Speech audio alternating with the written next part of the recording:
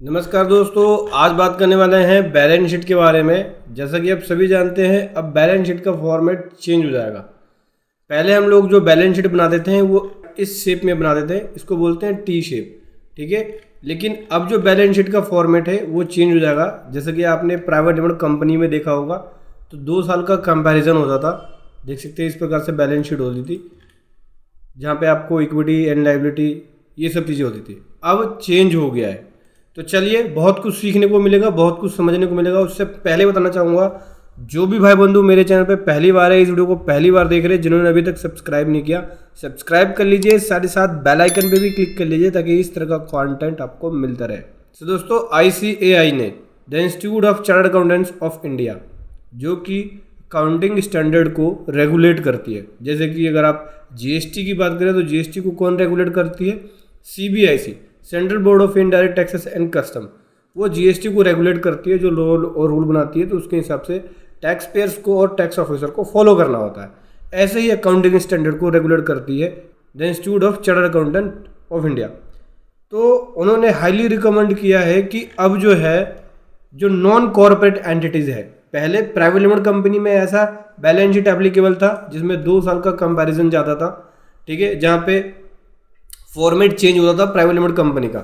Non corporate entity का मतलब हो गया कि अगर कोई प्रोप्राइटरशिप फर्म है, कोई इंडिविजुअल है, कोई पार्टनरशिप फर्म है, कोई LLP है, कोई ट्रस्ट है, या कोई एसोसिएशन ऑफ पर्सन है, कोई सोसाइटी है, कोई इस प्रकार की NGO है, तो अब वो नॉन कॉर्पोरेट एंटिटी होती हैं। तो उनकी बैलेंस शीट भी ऐसे ही बनेगी, जहाँ पे 2 ईयर का कंपैरिजन होगा, जैसे प्राइवेट लिमिटेड कंपनी की बनती है। ICAI ने हाईली रिकमेंडेड किया है कि भाई इस तरीके से बनाना है। इसमें नोट्स भी होते हैं। टी शेप वाली बैलेंस शीट होती है, इसमें 2 ईयर का कंपैरिजन नहीं होता, ना ही नोट्स होते हैं। अगर मैंने कोई वैल्यू दे दी कि भाई सन्डी डेटर की ये वैल्यू है, तो इसमें नोट्स में क्या क्या है, कौन कौन से सन्डी डेटर है, बैंक विद बैलेंस का मैंने वैल्यू दे दी, तो इसमें कौन कौन से बैंक की कितनी कितनी वैल्यू है, ये हम नहीं देते थे। लेकिन जो कॉर्पोरेट बैलेंस शीट होती है, जो प्राइवेट लिमिटेड कंपनीज की बैलेंस शीट होती है, उसके अंदर 2 ईयर का कंपैरिजन होता है, प्लस नोट्स होते हैं जहाँ पे डिटेल्स पूरी लिखी होती है, ठीक है। जैसे कि बात करें, अगर इक्विटी एंड लायबिलिटी में है तो ऑनर्स कैपिटल आ गया। ऑनर्स कैपिटल के अंदर नोट नंबर 3 में होता था कि भाई नोट नंबर 3 के अंदर कैपिटल का क्या स्ट्रक्चर है, या क्या रेशियो है, या कितनी कैपिटल है। तो प्रोप्राइटर की कैपिटल ये हो गई, इंट्रोड्यूस इतना किया, रेम्यूनरेशन ये लिया, इंटरेस्ट ये लिया, विड्रॉल ये हुआ, प्रॉफिट का शेयर ये आया, लास्ट में क्लोजिंग बैलेंस ये है कैपिटल का।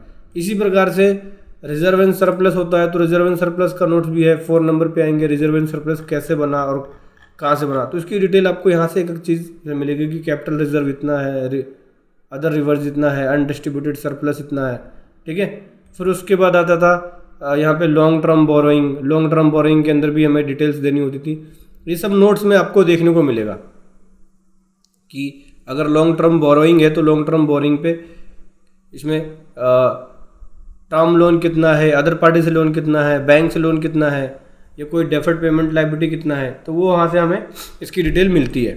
इसी प्रकार से करंट लायबिलिटीज़ है, नॉन करंट एसेट्स है, करंट एसेट्स है। फिर उसके बाद इसके नीचे प्रॉफिट एंड लॉस अकाउंट में revenue from operation, other revenue, expenses, profit and loss account, फिर profit and loss account, appropriation account, इस प्रकार से होता है।